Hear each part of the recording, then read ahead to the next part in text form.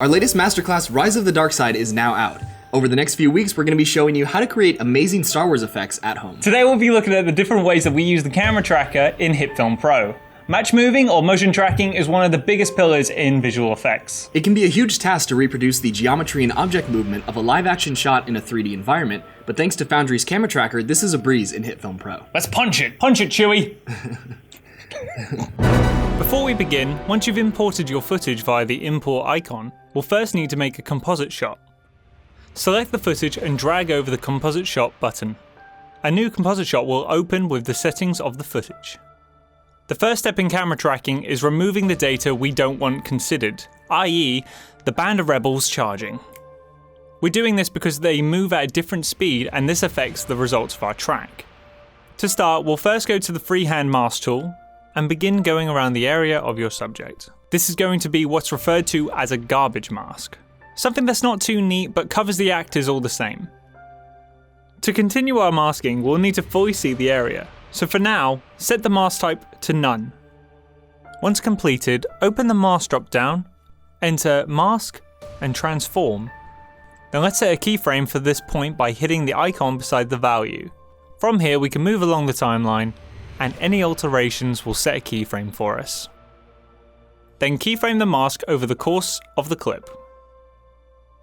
Repeat this for any other obstacles. Once completed, be sure to set the first mask as an invert and the remainder as subtracts. The landscape is the only thing we want to keep during the track.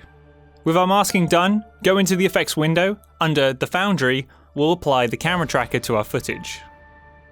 Go to the beginning of the timeline, if not there already. Go to the controls panel, select camera tracker, and select track features. The tracker is now doing its thing, running through the clip scanning for consistent markers. It'll run this to the end of the clip and then go back on itself, just to double check. Once complete, you'll be able to visibly see the data and their paths. If you can't see these, be sure to have the camera tracker selected in the controls panel. Happy with the results, we can now create this scene in digital space. But first we need to select Solve Camera. This locks these points in position, calculating the motion of each point back to a point of origin.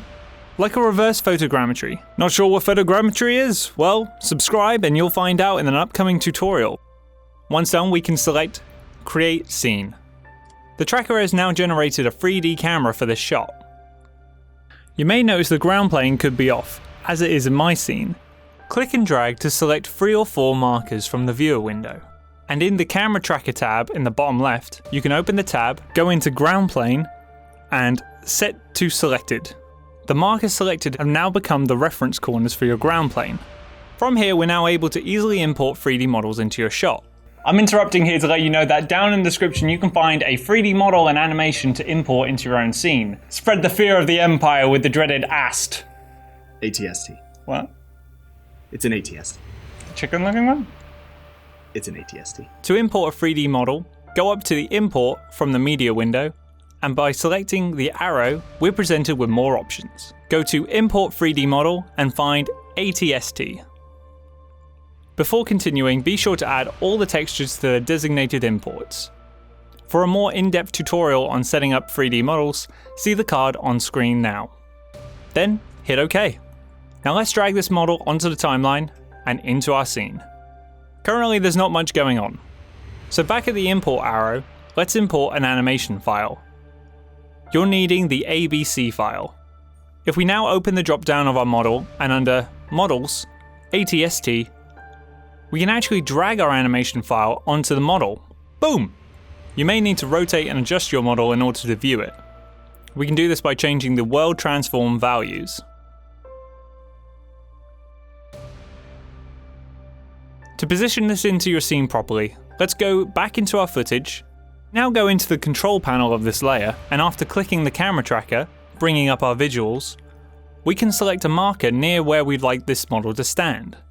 And if we press D on the keyboard, this will generate a new point containing those coordinates. Select the layer, and by pressing F2 we can give this a rename to Position Marker.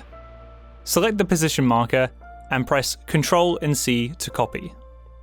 Select the model and press Ctrl, Shift and V to bring up the Paste Attributes window.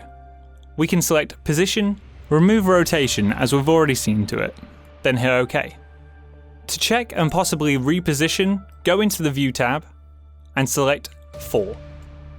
This will allow us to see all angles of our scene and get a better understanding of where the position is from the camera. Our model is now roaming around on the beach. I know what you're thinking, this doesn't look too good right now. As this is an overview with a 3D camera tracker, we won't be looking into the compositing of the ATST today. But if it is something you guys want to see, do let us know in the comment section below.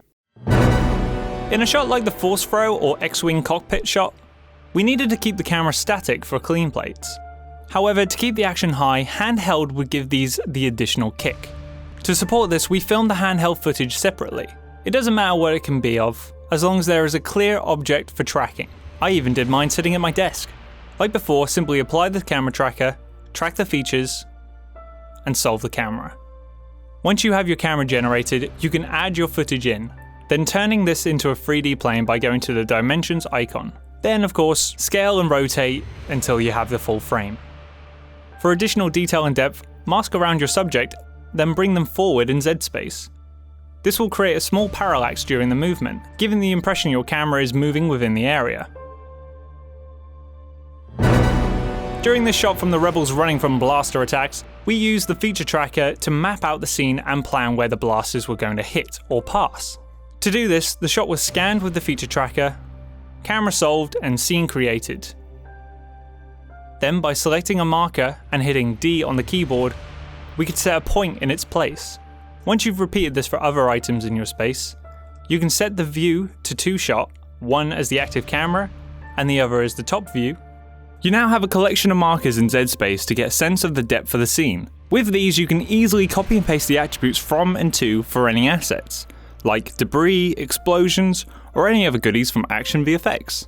Thanks for watching. If you have any questions or if there's anything that we missed, do let us know in the comment section down below. If you haven't already, be sure to check out Rise of the Dark Side. Remember to subscribe and ring the bell for notifications so that you don't miss the upcoming tutorials.